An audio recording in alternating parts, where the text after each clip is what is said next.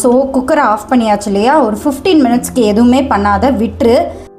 Hi friends, என்ன பேசிகிட்டு இருக்கேன்னு பார்க்குறீங்களா? என்னோடய பையனுக்கு குக்கரை எப்படி வைக்கிறதுன்னு சொல்லி தந்துட்டுருக்கேன். அவருக்கு 15 வயசு ஆகுது, 10th முடிச்சுட்டாங்க, அதாவது எக்ஸாம் இப்போ தான் எழுதியிருக்காங்க. ஸோ அதனால் லீவில் சில விஷயங்கள் கற்றுத்தரணும்னு தோணுச்சு. முக்கியமாக அதில் சாதம் வைக்க கற்றுத்தரணும்னு. ஏன்னா நாங்கள் என்றைக்காவது வெளில போகிறோம் அப்படின்னா அவருக்கு பசிக்குதுன்னா சாதம் வைக்க கற்றுக்கிட்டாருன்னா கண்டிப்பாக ஃப்ரிட்ஜில் நான் ஏதாவது ஒன்று வச்சுருப்பேன். ஸோ அதை போட்டு அவரால் சாப்பிட்டுக்க முடியும். ஸோ ஒரு சர்வைவலுக்கான பேசிக்கான ஒரு விஷயம் சாதம் வச்சுக்கிறது. ஸோ அதை அவருக்கு கற்றுத்தரணும்னு தோணுச்சு.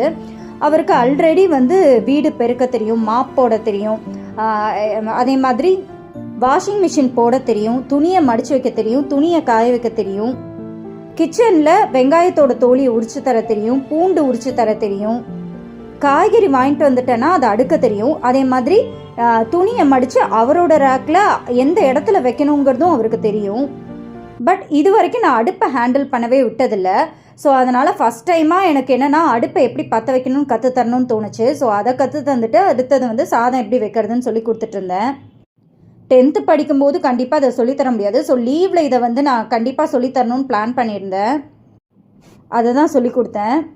நம்ம பசங்களுக்கு அந்தந்த வயசுக்கு தகுந்த மாதிரி சின்ன சின்ன வேலைகளை சொல்லி கொடுக்கும்போது நமக்கு அவங்க என்றைக்காவது ஒரு நாள் ஹெல்ப்ஃபுல்லாக இருப்பாங்க. ஃபஸ்ட்டு தப்பாக தான் செய்வாங்க, பட் அதுக்கப்புறம் பார்த்திங்கன்னா அவங்க கரெக்டாக செய்ய ஆரம்பிச்சிடுவாங்க. நமக்கு என்றைக்காவது ஒரு நாள் ஹெல்ப்ஃபுல்லாக இருப்பாங்க.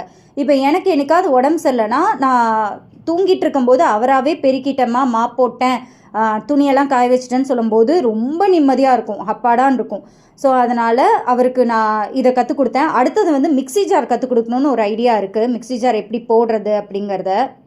பீட்ரூட்டோட தோலியெல்லாம் பீல் பண்ண தெரியும் அவருக்கு. ஸோ அதனால் இந்த ரெண்டும் எனக்கு முக்கியமாக கற்றுறணும்னு தோணுச்சு. நீங்கள் உங்கள் பசங்களுக்கு என்னெல்லாம் கற்றுக் கொடுத்துருக்கீங்க, என்னெல்லாம் செய்வாங்கன்றதை கமெண்ட் செக்ஷனில் சொல்லுங்கள். அது எனக்கும் யூஸ்ஃபுல்லாக இருக்கும். ஓகே ஃப்ரெண்ட்ஸ், இன்னொரு யூஸ்ஃபுல்லான வீடியோட உங்களை நான் மீட் பண்ணுறேன். அது வரைக்கும் பாய்.